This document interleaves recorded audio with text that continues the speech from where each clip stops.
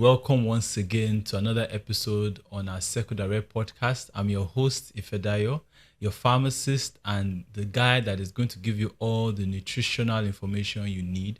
I believe that every information you have been getting from our platform has been of immense benefit to you, and you have also not just been hearing it, but you have also been applying them.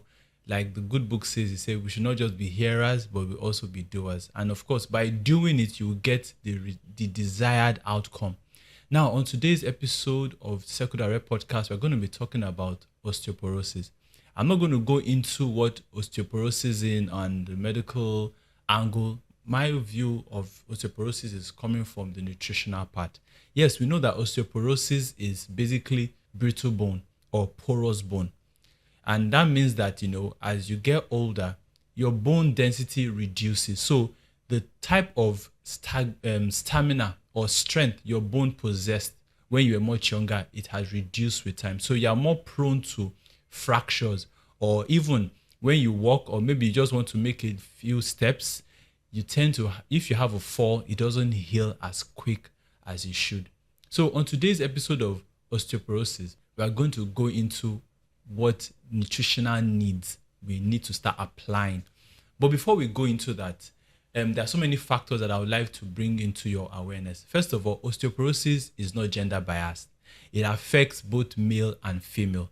And of course, because it affects both male and female, so I would love it to be something that every individual would pay close attention to.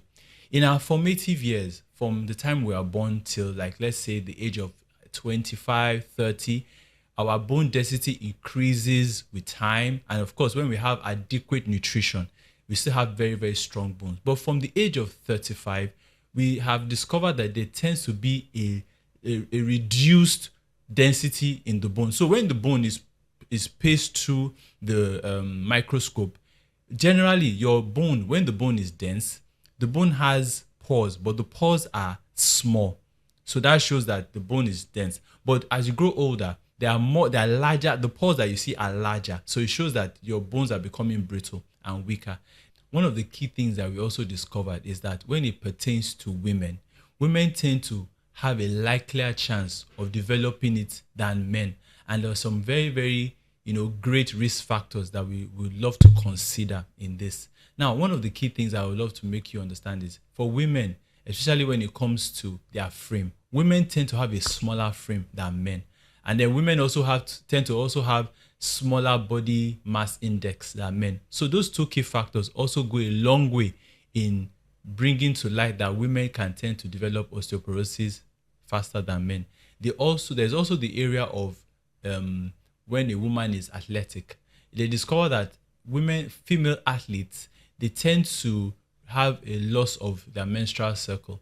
And one of the key things that you losing your menstrual cycle plays in osteoporosis in, first of all, estrogen levels. When your estrogen levels are depleted because of your athletic career, this also goes a long way in reducing the formation of new bone. So of course, just like the way our body is, as we get older, there are some wear and tear. Your skin gets old, there's repair going on in the body. So for women, when there's a wear and tear in the body, it also affects the bone. So if there's an issue of the bone having to experience loss, for you to be able to still use your bone to carry out your physical activity, there has to be new bone regenerated. Then if your estrogen levels are reduced, it will definitely go a long way in affecting the renewed bone formation. Then, of course, we also have the area of alcohol consumption. We have the area of smoking. These are lifestyle changes that we must also adapt if we want to reduce your chances of developing osteoporosis.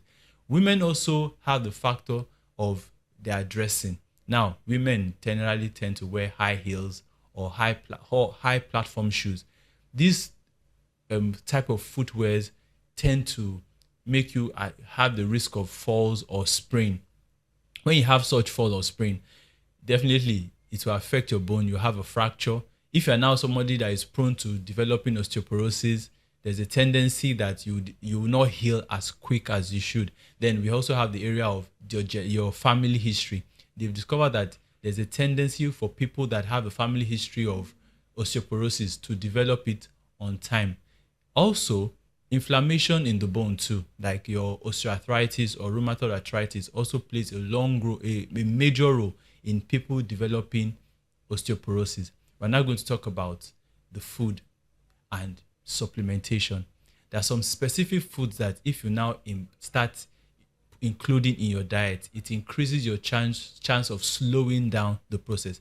Definitely, when you're in your 50s, in your 60s, and of course your 70s, your body cannot be as you used to. But if you are able to quickly, start to improve on your diet, you start to carry out some necessary activities to improve on your general well-being, it will slow down the regression of that disease.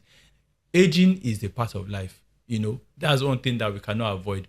But we are looking at ways where we can empower ourselves with the right information so that we slow down the aging process and we live a vital life, even to our prime.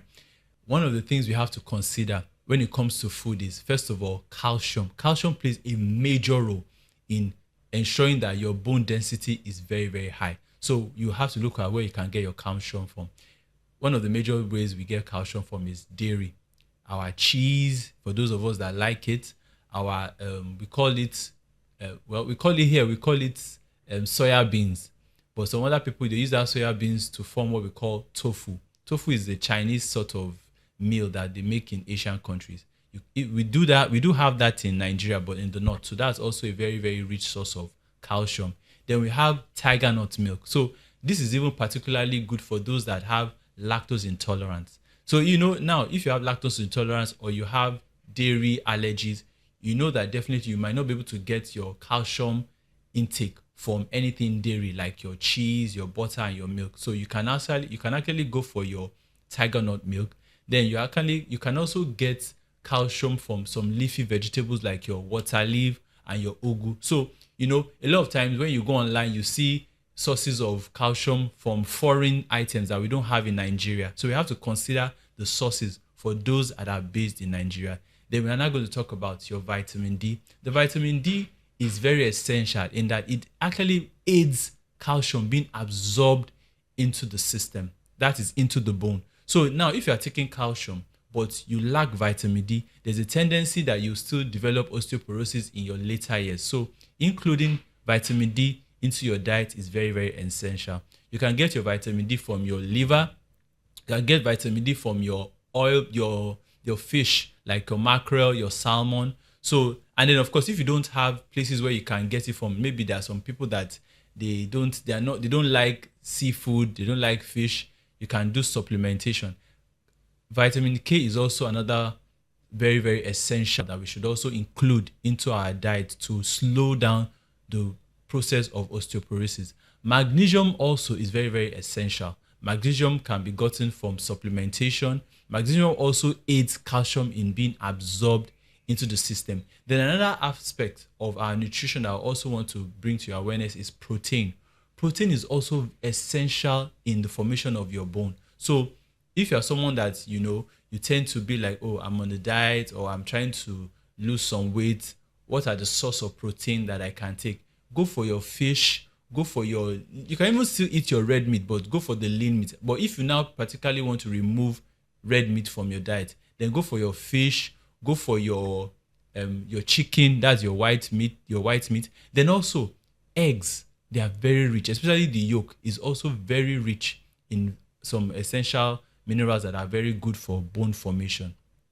Another aspect I also want to bring you to attention is there are some medications that can also lead to osteoporosis. One of the key ones are our steroids. The use of steroids over a long period of time, especially your corticosteroids, can actually lead to loss of your bone. So definitely when you know that you are on some medications, even for people that are treating cancer, maybe they're on some chemotherapy medications, immediately you know that you have removed such medications, ensure that you start to supplement. Supplementation is very, very good. Then you should also go for routine checkups. There are some tests that would measure your bone density, at least because they've called osteoporosis a silent disease. That means that a lot of times people don't really know whether they even have such. So it's good to go for routine check. If you're someone that you have a family history of developing, you've heard that your great grandmother, she had a fall, your grandmother, your mother, when they had a fall, they fractured their hip and it took a long time. It might not even be your grandmother, it might even be your auntie, or maybe somebody that is in the family that maybe she was just walking to the office and then all of a sudden she just made a turn and she, fractured her leg. So such information is going to be of immense benefit to you, so that immediately you know that information, use that information to empower yourself to make the right decision. There is a role that your healthcare professional will play. Don't just go on Google and start typing things and get yourself worked up. Ensure that you seek healthcare professional advice. They will be in the better position to tell you the do's and don'ts. You don't want to just read something online and then you just go and start buying things that you don't need. Because at the end of the day, you might have just wasted your resources. But when you see your healthcare professional, they would even guide you. Because at the end of the day, it's essential that this right information is what you apply to your life. So we've come to the end of today's program. We believe that everything that you heard today was very impactful and very informative. We would always love to get your feedback on how we are doing. The information you are getting, is it helping you? Is it making you make better life choices? Always feel free to reach out to us. Spread the news, tell your friends, subscribe to our channel, drop your comments, and also imbibe on the information. We believe that everything we've said today has been good to you. Until next time on our Circle Direct podcast, we wish you a very amazing day.